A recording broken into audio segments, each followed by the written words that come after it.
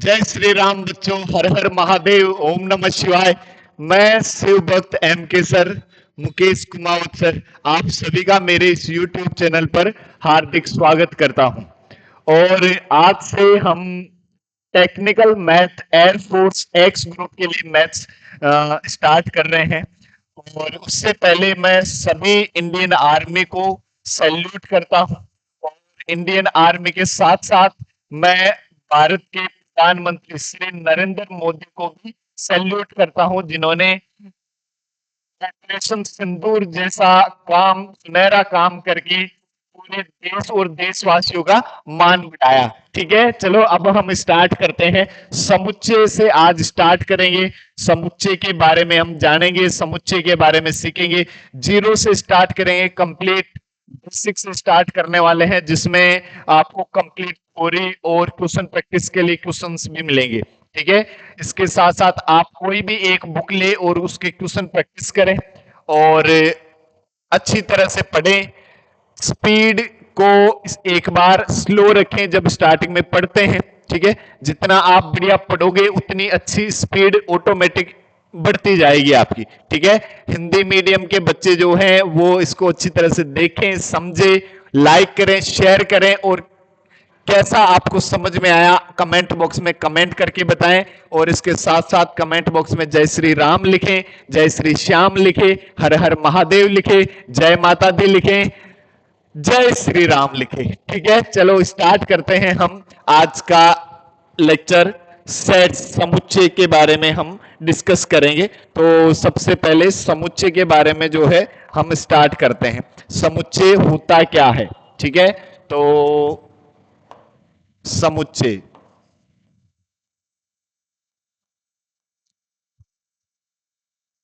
समुच्चय किसको कहते हैं? समुच्चय चैप्टर से एक नंबर का एक मतलब एक क्वेश्चन जरूर पूछा जाता है। ठीक है, तो बड़ा इंपॉर्टेंट चैप्टर है। समुच्चय के साथ साथ जो है हम पूरा कैलकुलस पार्ट स्टार्ट करेंगे। कलन जो है वो हम स्टार्ट करेंगे, जिसमें हम क्या क्या पढ़ेंगे। देखो, पहले समुच्चय पढ़ेंगे, फिर संबंध पढ़ेंगे, फिर फलन पढ़ेंगे, फिर सीमा पढ़ेंगे, फिर संततता पढ़ेंगे, फिर अवकलनीयता पढ़ेंगे, फिर अवकलन पढ़ेंगे, अवकलन के अनुप्रयोग पढ़ेंगे, समाकलन पढ़ेंगे, समाकलन के अनुप्रयोग पढ़ेंगे, क्षेत्रमिति, और फिर अवकल समीकरण पढ़ेंगे। ठीक है, ये पूरा कैलकुलस पार्ट है, जिसमें जो क्वेश्चंस हैं वो सबसे ज्यादा जो पूछे जाते हैं कैलकुलस पार्ट से ही पूछे जाते हैं। बड़ा ही इंपॉर्टेंट है। ठीक है, तो कंप्लीटली जीरो से स्टार्ट कर रहे हैं। इसका जो बेसिक है वो स्टार्टिंग समुच्चय है, तो समुच्चय से ही हम स्टार्ट कर रहे हैं। कंप्लीटली आप सबको बहुत अच्छे से समझ आएगा, आप पूरा फोकस करें। समुच्चय समुच्चय क्या होता है? वस्तुओं के सुपरिभाषित संग्रह को क्या कहते हैं? समुच्चय कहते हैं।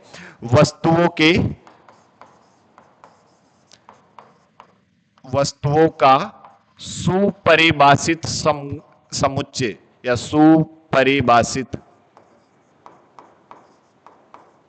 समूह है।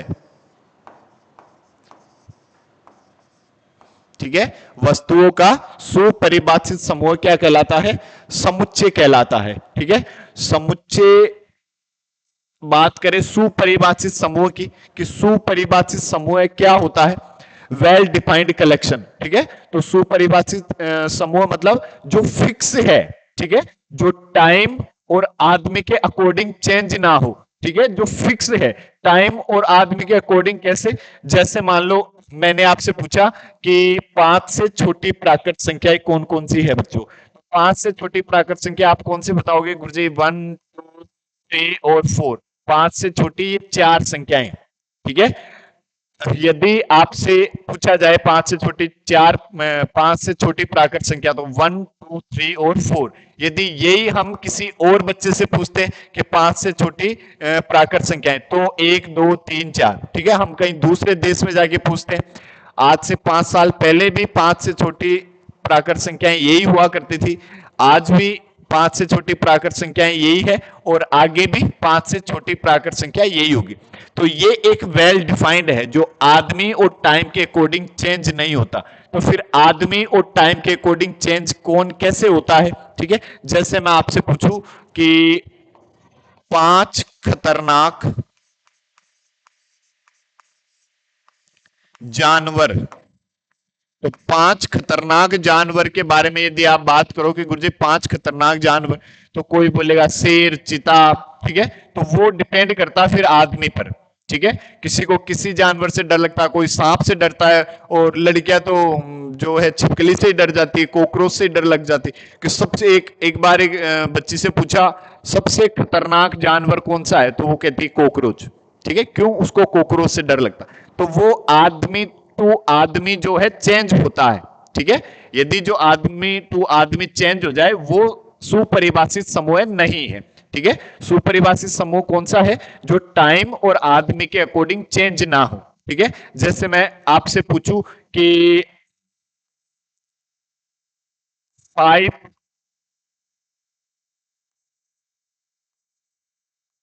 बेस्ट बल्लेबाज।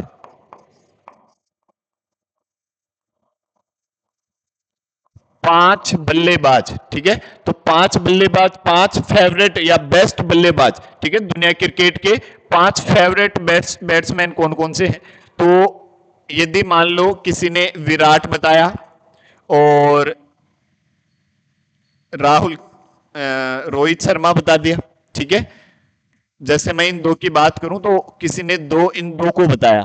ठीक है, तो फिर यदि किसी और से पूछा जाए, वो एक धोनी को बताएगा और एक मान लो किसी सचिन तेंदुलकर को बता दिया। ठीक है, ये दो बता दी, तो आप ना ही तो इसको गलत बोल सकते ना ही इसको गलत बोल सकते। ठीक है, तो ये दोनों ही क्या है? वेल डिफाइंड कलेक्शन नहीं है। ठीक है, क्यों? क्योंकि आदमी टू आदमी ये क्या हो रहे हैं? चेंज हो रहे हैं। ठीक है, तो हम क्या कहेंगे? ये एक वेल डिफाइंड कलेक्शन नहीं है। ठीक है, तो सेट समुच्चय की परिभाषा समझ में आई आपको? वस्तुओं के सुपरिभाषित समूह को ही क्या कहते हैं? समुच्चय कहते हैं। ठीक है, जो फिक्स होते हैं। ठीक है, और समुच्चय के सभी अवयवों को मजले कोष्टक में लिखा जाता है। ठीक है, जैसे मैं बात करूं कि 5 से छोटी प्राकृत संख्याएं। ठीक है, तो इनको हम लिखेंगे कैसे? मजले कोष्टक में लिखेंगे, 1 2 3 और 4। ठीक है, मजले कोष्टक में लिखा। और मजले कोष्टक मतलब किसी भी सेट को एबीसीडी के कैपिटल लेटर से डिनोट किया जाता है, दर्शाया जाता है। एबीसीडी के कैपिटल लेटर से दर्शाते हैं हम, ए से दर्शा दो, बी से दर्शा दो, सी से दर्शा दो। ठीक है, इस तरह से जितने भी जो कैपिटल लेटर है उससे हम समुच्चय को दर्शाया करते हैं। ठीक है, और समुच्चय के अवयवों को जैसे ए इक्वल्स टू मैंने लिखा 1 2 3 4। ठीक है, इस तरह से लिखा जैसे। तो ये जो 1 2 3 4 है ये समुच्चय के अवयव कहलाते हैं। ठीक है, और यदि हम बात करें एन ए की, तो एन ए किसको दर्शाता है? समुच्चय ए में उपस्थित अवयवों की संख्या। एन ए किसको दर्शाता है? कितने अवयव है इसमें? 4। और ये एन ए किसको दर्शाता है? समुच्चय ए में उपस्थित अवयवों की संख्या।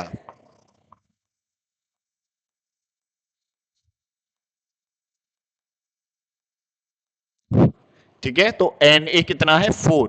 और एन ए किसको दर्शाता है? समुच्चय ए में उपस्थित सभी अवयवों की संख्या को। ठीक है, और एबीसीडी के जो सॉरी समुच्चय के जो अवयव हैं, ठीक है, समुच्चय के अवयवों को हम एबीसीडी के स्मॉल लेटर से भी रिप्रेजेंट कर दिया करते हैं, दर्शाया करते हैं। जैसे बी इक्वल्स टू मैंने लिख दिया ए बी सी, इस तरह से भी हम लिख देते हैं कई बार जरूरत पड़ती है तो। ठीक है, तो इसमें यदि मैं बात करूं, देखो जैसे एक एग्जांपल इसी की बात कर लेते हैं हम एक बार। ए इक्वल्स टू, इसको मैंने लिखा 1 2 3 और 4, इस तरह से लिखा। ठीक है, अब यदि कोई एलिमेंट, ठीक है, इनको कहते हैं अवयव। ये जो 1 2 3 4 इसमें अवयव है, यहां 1 2, ये मजले कोष्टक में ब्रैकेट 3 और ये 4, ये इसके अवयव हैं। ठीक है, तो यदि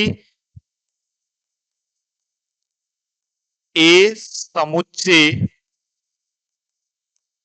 एक का अवयव है, तो इसको फिर रिप्रेजेंट कैसे करते हैं? ए बिलोंग्स टू ए, इस तरह से। ठीक है, इसको क्या पढ़ते हैं? Belongs to. ठीक है, क्या कहते हैं कि ए समुच्चय ए का अवयव है, ये साइन लगाते हैं। ठीक है, इसका मतलब समझते क्या है? ए समुच्चय ए का अवयव है। यदि ए समुच्चय ए का अवयव नहीं है, तब हम इसको क्या लिखते हैं? A does not belongs to A. इसको क्या पढ़ते हैं? Does not belongs to.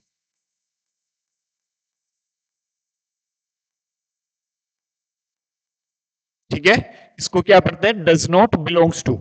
तो यदि कोई अवयव समुच्चय ए का अवयव हो तो कैसे दर्शाते हैं? ए बिलोंग्स टू ए। और यदि अवयव नहीं हो तो ये साइन लगाकर आडी लाइन हम इस पर खींच देते हैं। ठीक है, तो यदि मैं यहां बात करूं कि ये बताओ जैसे थ्री थ्री सेट ए का अवयव है या नहीं है, तो हम क्या कहेंगे कि नहीं नहीं नहीं गुरुजी, थ्री सेट ए का अवयव नहीं है। थ्री नहीं है, बट हम इसको यदि ऐसे लिखें तो ये जो है वो इसका एक एलिमेंट है, सेट ए का। ठीक है, तो इसको भी आप अच्छे से ध्यान देना कि यदि इस तरह से लिखा हुआ ये कंप्लीट इस समुच्चय ए का अवयव है, अकेला तीन अवयव नहीं है, ये पूरा का पूरा जो अवयव है ये। ठीक है, तो किसी भी सेट में दो अवयवों के बीच में कोमा का साइन लगाते हैं और किसी भी अवयव को दोबारा नहीं लिखते। ठीक है, दोबारा कैसे? जैसे मान लो स्कूल है, SCHOOL, इसको हमें सेट सेट की फॉर्म में लिखना है। ठीक है, तो इसको समुच्चय की फॉर्म में यदि हम लिखेंगे तो क्या लिखेंगे? SCHO। अब ओ एक बार आ गया तो एक ही बार लिखेंगे। समुच्चय में किसी एक अवयव को दोबारा नहीं लिखते, कोई भी दो अवयव के बीच कोमा का साइन लगाते हैं। क्रम का फर्क नहीं पड़ता, जैसे आप इस सी को इधर लिख दोगे, एस को इधर लिख दोगे, तब भी एक ही बात है। यदि मैं सी को ऐसे लिखूं HCOLS, तब भी एक ही बात है, दोनों तब भी सेम है। ठीक है, तो समझे क्या? समुच्चय क्या होता है? वस्तुओं का सुपरिभाषित संग्रह, उसको क्या कहते हैं? समुच्चय कहते हैं। ठीक है, समुच्चय को एबीसीडी के कैपिटल लेटर से दर्शाया जाता है, समुच्चय के अवयवों को एबीसीडी के स्मॉल लेटर से दर्शाया जाता है, दर्शा देते हैं। ठीक है, एन ए जो है, एन ए समुच्चय ए में उपस्थित अवयवों की संख्या को दर्शाता है। ठीक है, और यदि कोई एलिमेंट समुच्चय में उपस्थित है तो उसको लिखते हैं हम क्या? Belongs to. और यदि नहीं है तो डज नॉट बिलोंग्स टू। ठीक है, क्लियर है यहां तक? अब हम बात करें, देखो कुछ निश्चित समुच्चय हैं जो फिक्स समुच्चय हैं, जो हमें बहुत भर भर के काम आते हैं, तो वो आपको डायरेक्टली याद ही होने चाहिए। ठीक है, तो कौन कौन से, जैसे हम बात करें यदि निश्चित समुच्चयों की,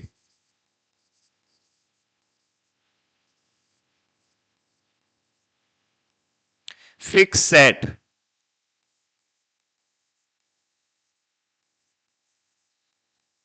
ठीक है, निश्चित समुच्चय कौन से? जैसे मैं बात करूं एन, एन क्या होता है? प्राकृत संख्याओं का समुच्चय, प्राकृत संख्याओं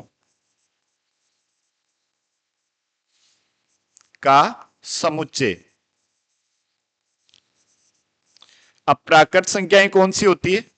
1 2 3 4 डॉट डॉट डॉट चलती जाती है। ठीक है, जो एक से स्टार्ट होकर प्लस इनफाइनाइट तक जो कंप्लीट नंबर है, पूर्ण संख्याएं जो है, ठीक है, एक से स्टार्ट होने के बाद प्लस अनंत तक की जो पूर्ण संख्याएं जो है, उन्हीं को हम क्या कहते हैं? प्राकृत संख्याएं कहते हैं। ठीक है, कौन सी? 1 2 3 4, और इनको किससे दर्शाते हैं? कैपिटल एन से दर्शाते हैं। कैपिटल एन से किसको दर्शाते हैं? प्राकृत संख्याओं को दर्शाते हैं। प्राकृत संख्या कौन सी होती है? जो एक से स्टार्ट होने वाली पूर्ण संख्याएं जो है, उनको हम प्राकृत संख्याएं कहते हैं। ठीक है, और प्राकृत संख्याओं को किससे दर्शाते हैं? कैपिटल एन से दर्शाते हैं। या क्या होता है प्राकृत संख्या? 1 2 3 4 5 6 7 8। ठीक है, फिर हम बात करते हैं डब्लू की।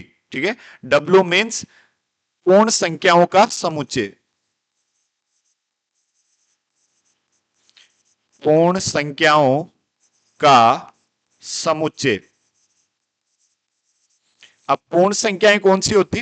पूर्ण संख्याएं होती है यदि आप प्राकृत संख्या में जीरो और जोड़ देते हैं। ठीक है, या इस बॉक्स में आप जीरो और डाल देते हैं, 0 1 2 3 4 डॉट डॉट डॉट, ठीक है।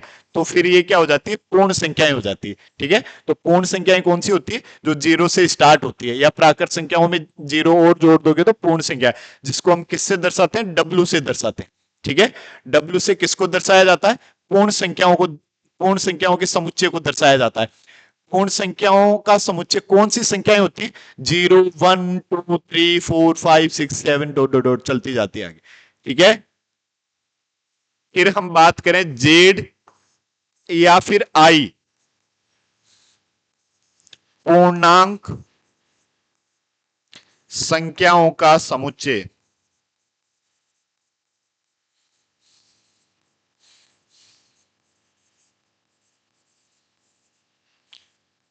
पूर्णांक संख्याओं का समुच्चय, तो पूर्णांक संख्याएं कौन सी होती है, जो पॉजिटिव में कंप्लीट नंबर और नेगेटिव में भी कंप्लीट नंबर और इसके साथ साथ जीरो और इंक्लूड हो, तो उनको क्या कह देते हैं, पूर्णांक संख्याएं कह देते हैं। मतलब कि जीरो, इधर -1, -2, और ये चलता जा रहा कहां तक, माइनस इनफाइनाइट तक, और इधर 1 2 3, और ये भी चलता जा रहा कहां तक, प्लस इनफाइनाइट तक। तो पूर्णांक संख्याओं का समुच्चय कौन सा होता है, पूर्णांक संख्याओं के समुच्चय को किससे रिप्रेजेंट करते हैं, किससे दर्शाते हैं, जेड से दर्शाते हैं, ठीक है। मोस्टली केस में जेड से ही दर्शाते हैं, ठीक है। आई भी कई बार लिख दिया जाता है, पर ज्यादातर आपको जेड ही मिलेगा, ठीक है। और पूर्णांक संख्याएं कौन सी होती है, 0 1 2 3 4 5 चलती जाती है, -1 -2 -3 -4, ये इधर माइनस इनफाइनाइट तक चलती जाती है। मतलब माइनस अनंत से लेकर प्लस अनंत के बीच में जितने भी कंप्लीट नंबर है, ठीक है, उन सभी को क्या कहते हैं, पूर्णांक कहते हैं, ठीक है। और पूर्णांक संख्याओं को किससे दर्शाया जाता है, जेड से दर्शाया जाता है, ठीक है। यदि मैं बात करूं जेड प्लस की, ठीक है, तो जेड प्लस की बात करेंगे तो क्या लिखेंगे, धनात्मक पूर्णांक संख्याओं का समुच्चय।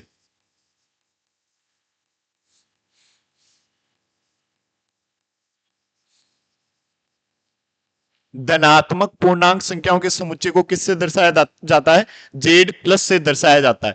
और जेड प्लस मतलब कौन सी होगी, 1 2 3 4 डॉट डॉट डॉट चलता जाता है ऐसे, ठीक है। ये है धनात्मक पूर्णांक संख्याओं का समुच्चय।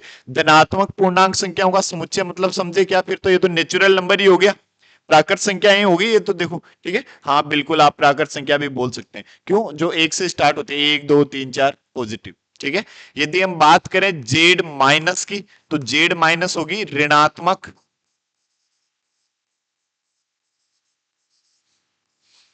पूर्णांक संख्याओं का समुच्चय।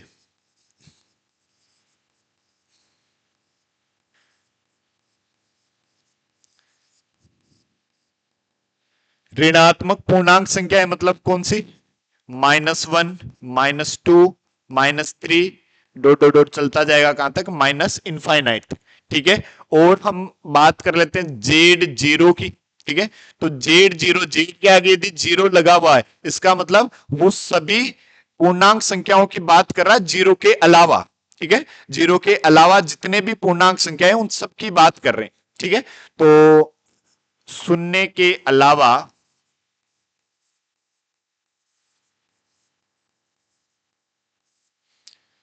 सभी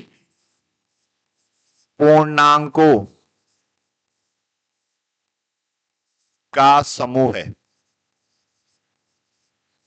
मतलब कि आप जैसे -3 -2 -1, अब इसमें जीरो नहीं शामिल होगा, फिर 1 2 3 और डॉट डॉट डॉट इनफाइनाइट तक, ठीक है। तो जीरो के अलावा जो जितने भी इंटीजर है, पूर्णांक संख्याएं हैं, ठीक है, उन सबको किससे दर्शाते हैं, जेड जीरो से दर्शाते हैं। जेड जीरो से किसको दर्शाते हैं, जीरो के अलावा सभी पूर्णांक संख्याओं को दर्शाते हैं, ठीक है। एक होता है कैपिटल आर, कैपिटल आर क्या है, वास्तविक संख्याओं का समुच्चय, वास्तविक संख्याओं का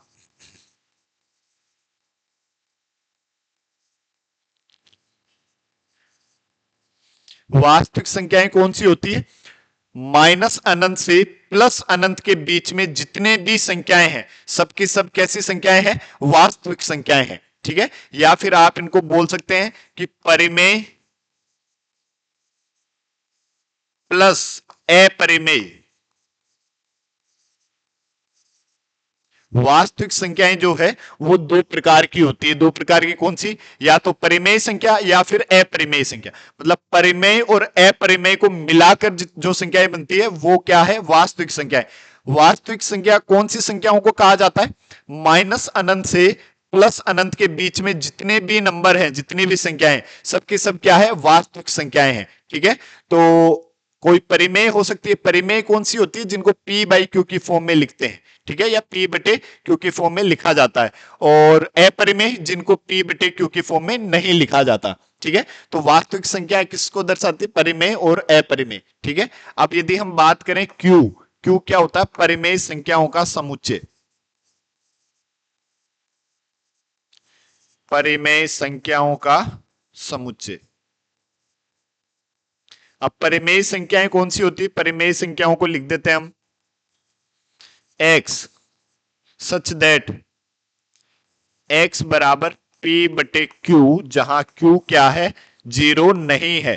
q जीरो नहीं होना चाहिए, बटे में जीरो नहीं आना चाहिए। ठीक है, तो परिमेय संख्याओं का समुच्चय क्या होगा, इस तरह से x सच दैट x बराबर p बाई q, जिनको p बटे q की फॉर्म में लिखा जाता है उन्हीं को क्या कहते हैं हम, परिमेय संख्या, परिमेय संख्या कहते हैं।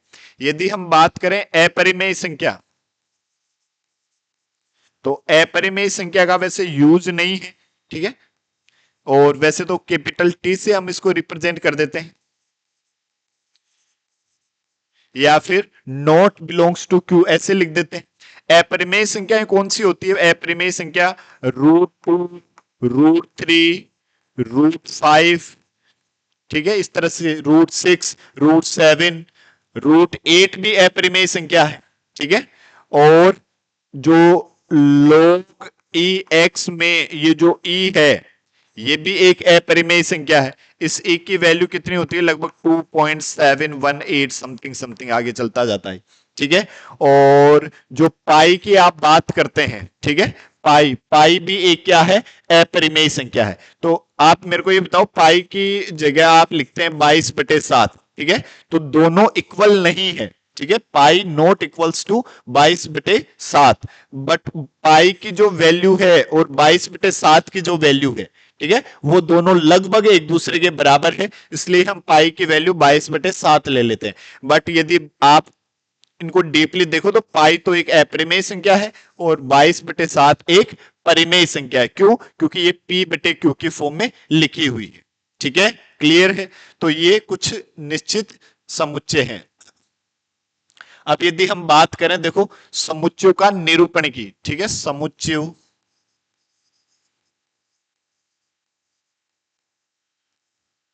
का निरूपण, समुच्चय को दर्शाया किस प्रकार से जाता है। ठीक है, तो दो विधियां हैं। ठीक है, दो विधियों से समुच्चयों को लिखा जाता है, दर्शाया जाता है, या मतलब निरूपण किया जाता है। ठीक है, अब दो कौन कौन से, पहला तो है रोस्टर रूप,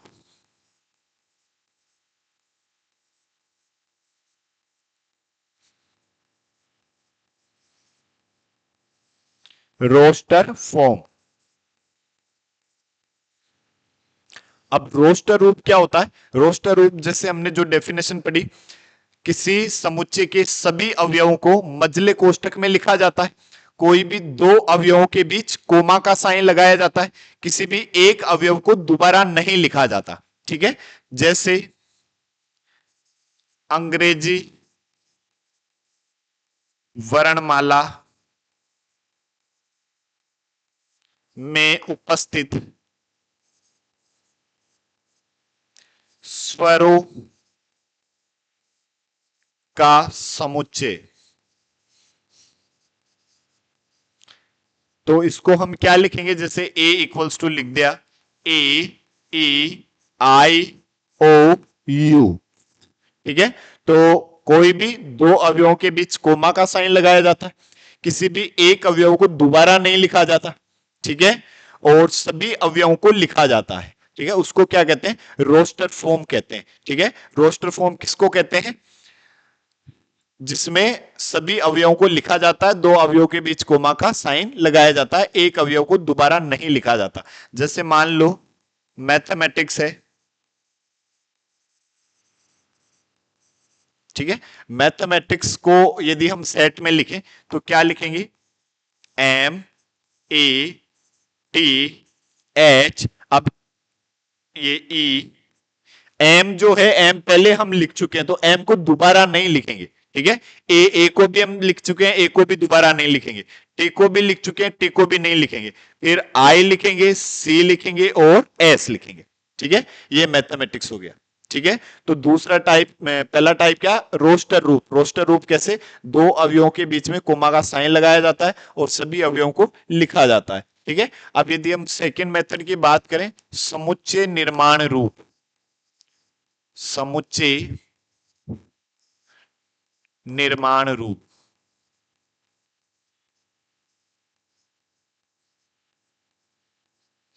सेट बिल्डर फॉर्म।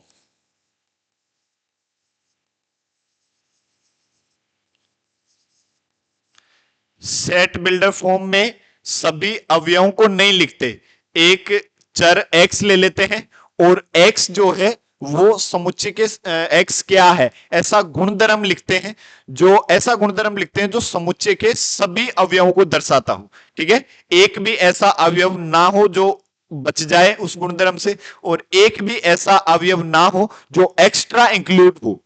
ठीक है, जैसे जैसे मान लो a इक्वल्स टू ये लिखा हुआ AEIOU,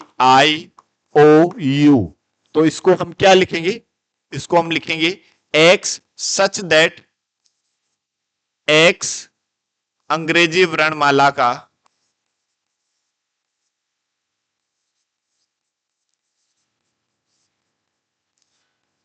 स्वर है। ठीक है, और जैसे बात करें, आपके पास लिख दिया a इक्वल्स टू, जैसे मैंने 14925 ऐसे लिख दिया। ठीक है, तो इसको क्या लिखेंगे, देखो x सच दैट x बराबर n स्क्वायर। ठीक है, जहां n क्या है, n belongs to natural number, n प्राकृत संख्या है, और कहां तक है, n लेस देन इक्वल 5 लिख सकते हैं या लेस देन 6 लिख सकते हैं। ठीक है, तो ये आपके इस तरह से, ये इस तरह से लिखना, ये क्या है, एक समुच्चय निर्माण रूप। ठीक है, ये क्या है, समुच्चय निर्माण रूप। समुच्चय निर्माण रूप क्या है, जिसमें अवयवों को नहीं लिखते, एक चर लिख देते हैं, एक्स लिख देते हैं, और एक्स क्या है उसका गुणधर्म लिख देते हैं जो सभी अवयवों को सेटिस्फाई करना चाहिए। एक भी अवयव ऐसा नहीं हो जो उससे ज्यादा आ रहा है, या एक भी अवयव ऐसा नहीं हो जो बचा हुआ है। ठीक है, क्लियर है। जैसे मैंने एक और लिख दिया, जैसे मान लो a इक्वल्स टू 1 2 3 4 5, ये लिख दिया। ठीक है, अब इसको क्या लिखेंगे, देखो x such that x belongs to n natural number प्राकृत संख्या, जहां x greater than equal 1 less than equal 5, ऐसे लिख। ठीक है, कि x क्या है, प्राकृत संख्या है, और कौन सी प्राकृत संख्या, 1 से लेकर 5 तक की प्राकृत संख्या। ठीक है, क्लियर है।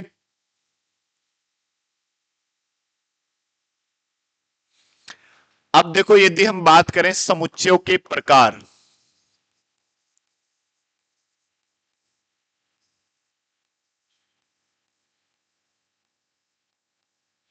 टाइप ऑफ सेट्स,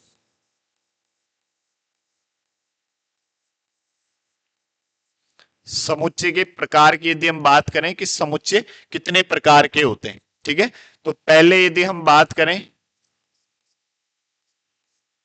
रिक्त समुच्चय की,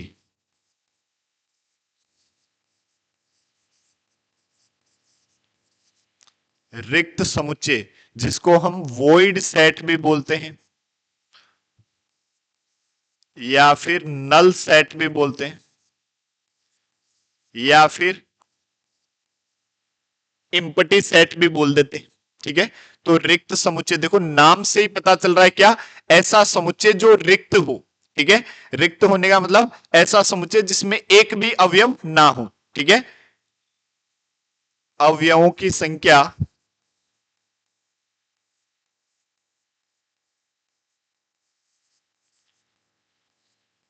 बराबर जीरो। ठीक है, ऐसा समुच्चय जिसमें अवयवों की संख्या क्या हो, जीरो हो, उसको क्या कहते हैं, समुच्चय के प्रकार, सॉरी रिक्त समुच्चय।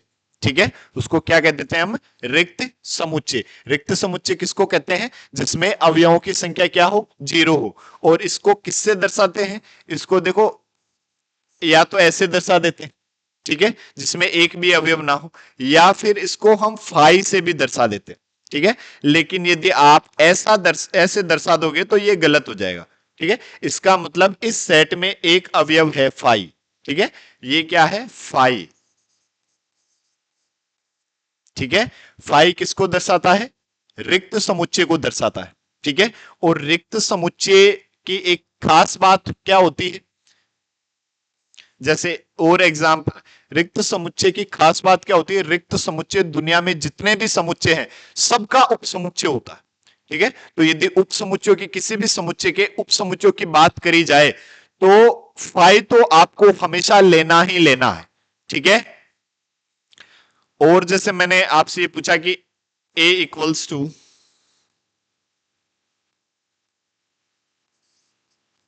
ए इक्वल्स टू जैसे मैंने लिखा x such that x greater than two और x less than one, x greater than two और x लेस देन वन, कि x दो से बड़ा और x एक से छोटा।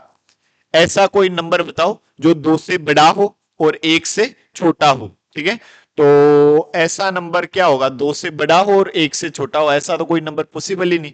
तो फिर हम क्या कहेंगे, फाइव। ठीक है, क्लियर है, आ गया समझ में। फाई मतलब फाई क्या होता है, फाई जिसमें एक भी अवयव ना हो। ठीक है, इसको किससे दर्शाते हैं, इससे, और या फिर फाई इससे दर्शाते हैं। ठीक है, और इसकी क्या खास बात होती है, ये दुनिया में सभी समुच्चय होते हैं, सभी समुच्चयों का क्या होता है, उपसमुच्चय होता है। ठीक है, क्लियर है। फिर हम अगले की बात करें, एकल समुच्चय।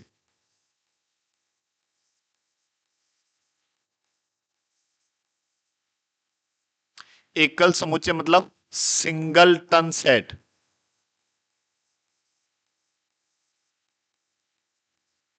एकल समुच्चय मतलब ऐसा समुच्चय जिसमें अवयवों की संख्या कितनी हो, एक हो। ठीक है, उसको क्या कह देते हैं, एकल समुच्चय कह देते हैं। अवयवों की संख्या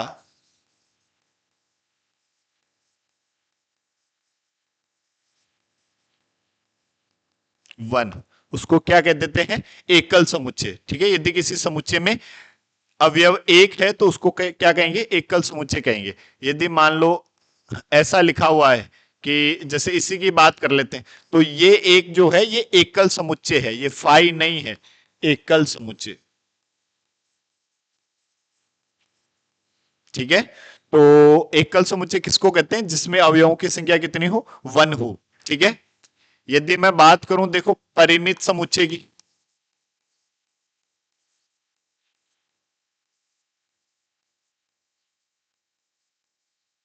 तो परिमित समुच्चय कौन सा होगा, फाइनाइट सेट।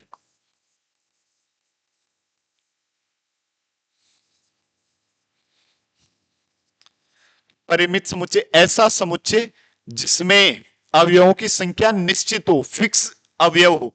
ठीक है, उसमें फिक्स हो कि मतलब यूं नहीं कि लास्ट में लिखा हुआ है डॉट डॉट डॉट। ठीक है, तो अवयवों की संख्या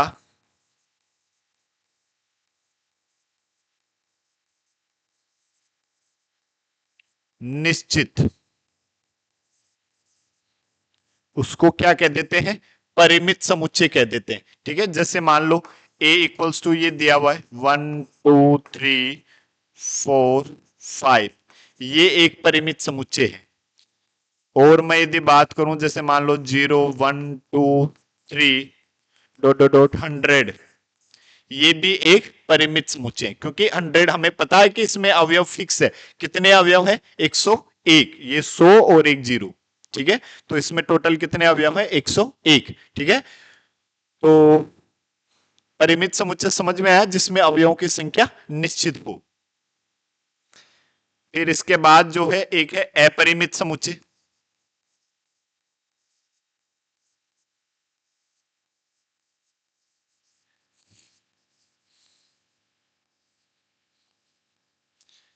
इनफाइनाइट सेट।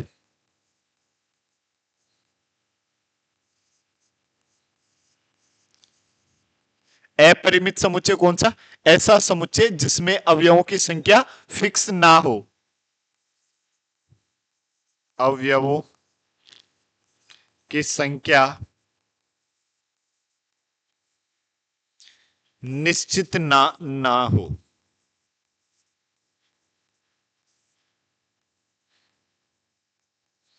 उसे क्या कह देते हैं? अपरिमित समुच्चय कह देते हैं। जैसे मान लो आपके पास ऐसा लिखा हुआ है एन 1 2 3 डॉट डॉट डॉट, ये चलता जा रहा है, यहां कहीं खत्म नहीं हो रहा, तो ये कैसा सेट है?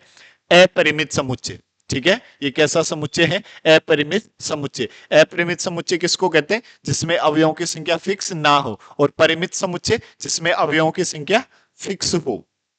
अब यदि हम बात करें समान समुच्चय,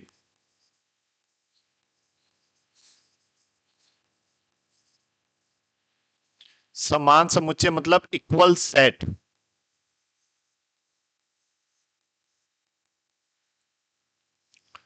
इक्वल सेट, समान समुच्चय, कोई दो समुच्चय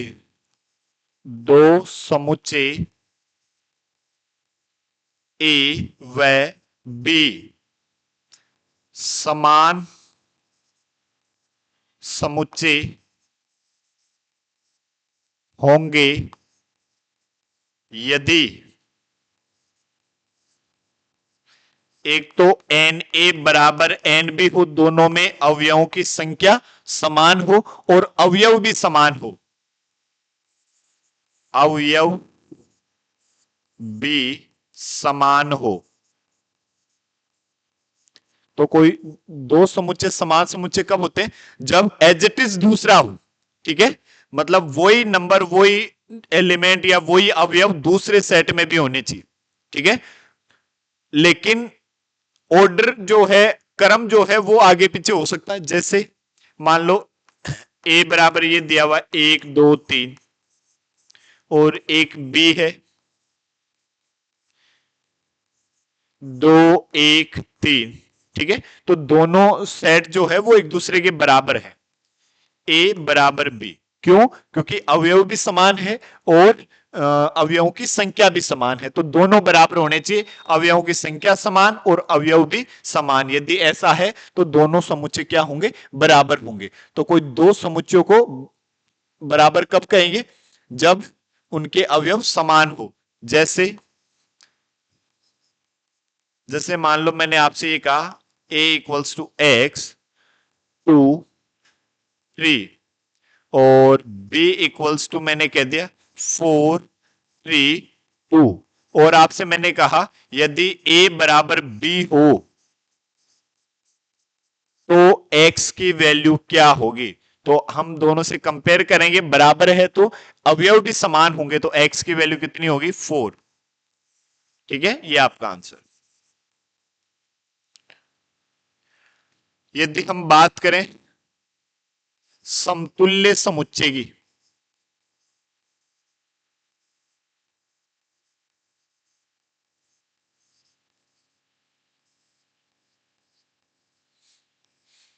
इक्विवेलेंट सेट,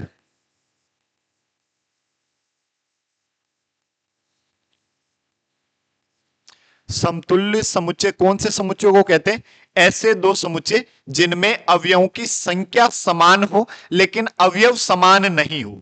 ठीक है, मतलब कि यदि a बराबर मैंने कहा 1 2 3 और b बराबर मैंने लिखा ABC।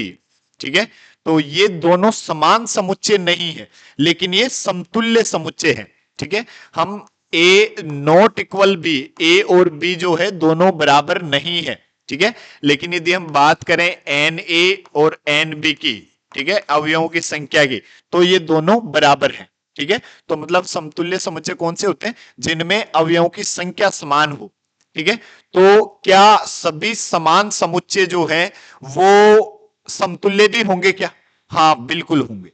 ठीक है, क्यों? क्योंकि समान समुच्चय है तो अवयवों की संख्या भी समान है और अवयव भी समान है। ठीक है, लेकिन यदि हम बात करें, सॉरी, समान समुच्चय अवयवों की संख्या भी समान है और अवयव भी समान है। ठीक है, तो अवयवों की संख्या समान है तो उनको हम क्या कहेंगे? समतुल्य भी तो कहेंगे। ठीक है, लेकिन क्या सभी समतुल्य समान समुच्चय भी होंगे क्या? नहीं नहीं नहीं नहीं नहीं, ये सही बात नहीं हो सकती ना, क्योंकि इसमें हमने देखा ये दोनों सेट है, तो दोनों जो है समतुल्य है लेकिन समान नहीं है। ठीक है, समान क्यों नहीं है? क्योंकि इनके अवयव जो है अलग अलग है। ठीक है, तो आप समझ गए समान समुच्चय और समतुल्य समुच्चय में डिफरेंस। ठीक है, क्लियर? अब हम बात करें उप समुच्चय की।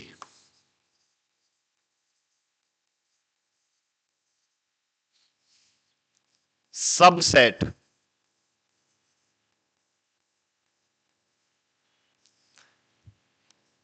यदि ए समुच्चय बी का उप समुच्चय है, तो मतलब ए समुच्चय ए बी का उप समुच्चय कहलाता है यदि ए में उपस्थित प्रत्येक अवयव समुच्चय बी का भी अवयव हो। ठीक है, मतलब ये बेटा और ये बाप। ठीक है, मतलब कि समुच्चय ए समुच्चय बी का उप समुच्चय कब होगा? जब समुच्चय ए में उपस्थित जितने भी अवयव हैं सबके सब किसके अवयव हो? बी के अवयव भी हो। ठीक है, मतलब यदि ए जो है, यदि ए समुच्चय बी का उप समुच्चय है तो ए के सभी अवयव समुच्चय बी के अवयव भी होंगे।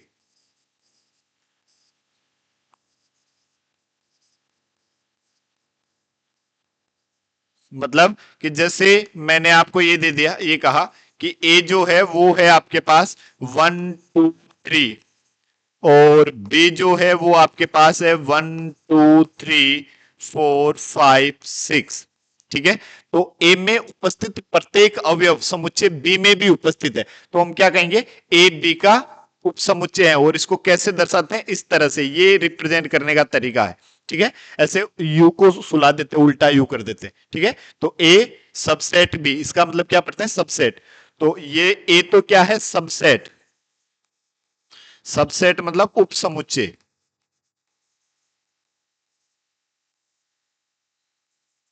ठीक है, और ये जो बी है ये क्या है? Super set. सुपर सेट मतलब अधिसमुच्चय।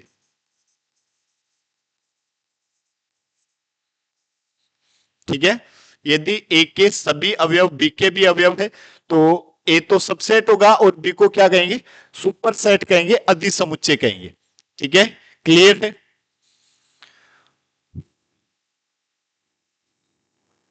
अब देखो आगे, ए यदि ए सबसेट है बी का, ठीक है, हम इसको ऐसे भी लिख सकते हैं, यदि ए सबसेट बी, तो x बिलोंग्स टू ए, तो x also belongs to B. यदि a सबसेट है b का और x a का एलिमेंट है तो x b का भी एलिमेंट होगा। ठीक है, लेकिन यदि a सबसेट है किसका? b का। यदि a सबसेट है b का तो x बिलोंग्स टू b, तो x बिलोंग्स टू a, ये भी सत्य होगा या नहीं? नहीं नहीं नहीं, इसके बारे में कहा नहीं जा सकता, कहा नहीं जा सकता। ठीक है, तो यदि हम देखो अभी आपको उपसमुच्चय समझ में आया होगा। कोई एक समुच्चय दूसरे समुच्चय का उपसमुच्चय कहलाता है यदि उसमें उपस्थित सभी अवयव उस समुच्चय के भी अवयव हो। ठीक है, जैसे हम बात करें, देखो जैसे सी होता है सम्मिश्र संख्याओं का समुच्चय। सम्मिश्र संख्याओं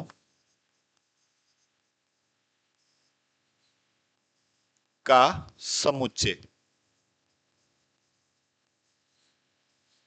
ठीक है, तो यदि हम सभी नंबर की बात करें, सभी नंबरों के समुच्चय की बात करें, तो कौन किसका उपसमुच्चय है? तो यदि हम बात करें, देखो एन जो है, एन एन मतलब प्राकृत संख्याओं का समुच्चय, वो समुच्चय किसका? डब्लू का। डब्लू मतलब पूर्ण संख्याओं का समुच्चय। ठीक है, और डब्लू जो है पूर्ण संख्याएं, वो उपसमुच्चय किसका? जेड का। जेड मतलब पूर्णांक संख्याओं का समुच्चय। जेड जो है वो उपसमुच्चय किसका? परिमेय संख्याओं का। ठीक है, क्यू परिमेय संख्याओं का समुच्चय कौन है? जेड। ठीक है, मतलब जितने भी सारे पूर्णांक संख्याएं हैं वो सबके सब परिमेय संख्या भी है। ठीक है, और क्यू जो है परिमेय संख्या, वो उपसमुच्चय है किसका? रियल नंबर, वास्तविक संख्याओं। वास्तविक संख्याएं कौन सी होती? माइनस अनंत से प्लस अनंत के बीच की जितनी भी संख्याएं सबके सब क्या है? वास्तविक संख्याएं। ठीक है, और सभी वास्तविक संख्याएं जो है वो समुच्चय है किसका? सम्मिश्र संख्याओं का। सम्मिश्र संख्या कौन सी होती है? ए प्लस आयोटा बी के फॉर्म वाली सभी संख्याएं क्या होती है? सम्मिश्र संख्या होती है। ठीक है, यदि इसमें बी बराबर 0 हो, ठीक है, बी बराबर 0 हो तो सभी की सभी क्या हो जाएगी? सभी वास्तविक संख्याएं आ जाएगी। ठीक है, तो मतलब जो सम्मिश्र संख्याओं का समुच्चय होता है उसमें सभी वास्तविक संख्याएं भी होती है और काल्पनिक संख्याएं भी होती है। ठीक है, तो सबसे बड़ा सेट तो कौन सा? सम्मिश्र संख्या। ठीक है, पर ये काल्पनिक सेट है ना। ठीक है, इसलिए जनरली हम इनकी ज्यादातर बातें करते हैं। ठीक है, तो ये सारे क्या है? रियल है। ठीक है, तो एन जो है वो सबसेट डब्ल्यू का, डब्ल्यू सबसेट जेड का, जेड सबसेट क्यू का, क्यू सबसेट आर का, और आर सबसेट किसका? सी का। ठीक है, तो ये क्या हुआ आपके पास? सभी उपसमुच्चय। ठीक है, उपसमुच्चय जो है क्या होता है? सेट ए सेट बी का उपसमुच्चय होगा यदि सेट ए में उपस्थित सभी अवयव समुच्चय बी में भी उपस्थित हो। ठीक है, समुच्चय ए को हम कह देते हैं क्या? उपसमुच्चय कह देते हैं, और समुच्चय बी को क्या कह देते हैं? अधिसमुच्चय कह देते हैं। ठीक है, यदि हम बात करें देखो सार्वत्रिक समुच्चय की,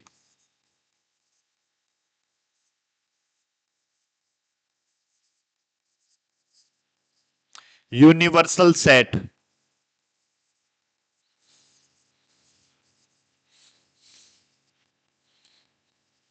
सार्वत्रिक समुच्चय यूनिवर्सल सेट, तो सार्वत्रिक समुच्चय कौन से होते हैं?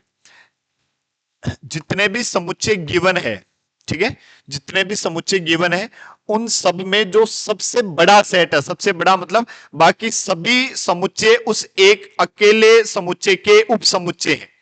ठीक है, क्या समझे? जितने भी समुच्चय हमें दिए गए हैं उन सभी में जो सबसे बड़ा सेट, बड़े सेट का मतलब बचे हुए सभी समुच्चय उस एक समुच्चय के यदि उपसमुच्चय है तो उस समुच्चय को क्या कहते हैं? सार्वत्रिक समुच्चय। सार्वत्रिक समुच्चय मतलब आप दुनिया समझ सकते हैं जिसको वेन आरेख में हम आयता आयत के रूप में बनाया करते हैं। ठीक है, सार्वत्रिक समुच्चय जिसको हम किससे दर्शाते हैं? कैपिटल यू से दर्शाते हैं। जैसे जैसे मान लो आपको दे दिया एक सेट ए 1 2 3 से लेकर 10 तक। ठीक है, एक सेट बी है जो है 1 3 5 7 और 9। एक सेट सी है वो है आपके पास 2 4 6 8 और 10। ठीक है, एक सेट डी है वो आपके पास है 2 3 5 7। ठीक है, ये तो अब मैं यदि आपसे पूछूं कि बताओ बच्चों इन सभी में जो उपसमुच्चय सार्वत्रिक समुच्चय है, ठीक है, सार्वत्रिक समुच्चय कौन सा समुच्चय है? तो इस समुच्चय को क्या कहेंगे? सार्वत्रिक समुच्चय। क्यों? क्योंकि ये ए समुच्चय जो है ये बी सी डी सभी के सभी ए के सबसेट है। ठीक है, तो हम क्या कहेंगे? देखो बी जो है वो भी सबसेट है किसका? ए का। सी जो है वो भी सबसेट है किसका? ए का। डी जो है वो भी सबसेट है किसका? ए का। ठीक है, इसलिए हम ए को क्या कहेंगे? सार्वत्रिक समुच्चय। ठीक है, फिर यदि हम बात करें देखो असंयुक्त समुच्चय की,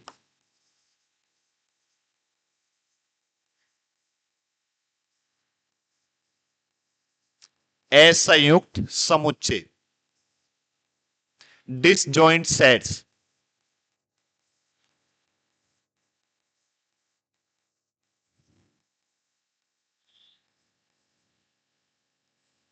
डिसजॉइंट सेट असंयुक्त समुच्चय कौन से समुच्चय को कहते हैं? ऐसे दो समुच्चयों को असंयुक्त समुच्चय कहते हैं यदि उन दोनों में एक भी कॉमन एलिमेंट ना हो।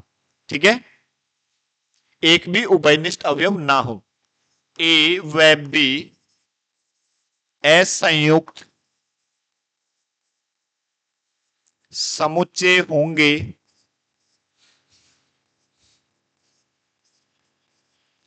यदि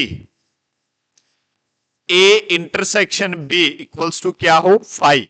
ठीक है, ए और बी में एक भी कॉमन एलिमेंट ना हो, एक भी उभयनिष्ठ अवयव ना हो। ठीक है, या फिर इंटरसेक्शन का मतलब क्या होता है? उभयनिष्ठ।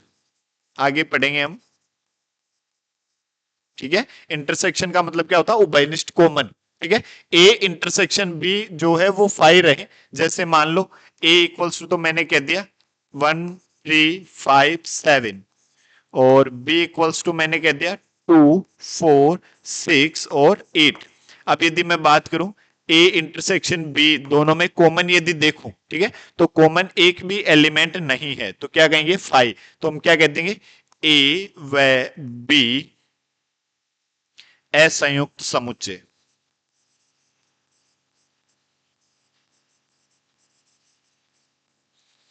ठीक है, क्लियर है? ये टाइप ऑफ सेट्स हुए, समुच्चय के प्रकार हुए। अब हम बात करेंगे किसकी? घात समुच्चय, पावर सेट। ठीक है, और पावर सेट की बात हम अगले वीडियो में करेंगे। आज के लिए इतना है। टाइप ऑफ सेट्स हमने सीखा, देखो समुच्चय के प्रकार सीखे। ठीक है, ये कंप्लीट थ्योरी जो है हमें पूरा कैलकुलस पार्ट को स्ट्रॉन्ग करने में बड़ी इंपॉर्टेंट है, इनका पता होना चाहिए। हमें पता ही नहीं होगा तो फिर हम क्वेश्चन देखकर ये बात आ गई समान समुच्चय की, कोई उप समुच्चय की, यदि हमें पता नहीं है ना तो फिर वो फीलिंग नहीं आएगी, वो मजा नहीं आएगा पढ़ने में। ठीक है, इसलिए हर एक चीज आप ध्यान से देखते रहें, पढ़ते रहें, मेहनत करते रहें और इंडियन आर्मी में भर्ती होते रहें। ठीक है, जय हिंद, जय भारत, जय श्री राम।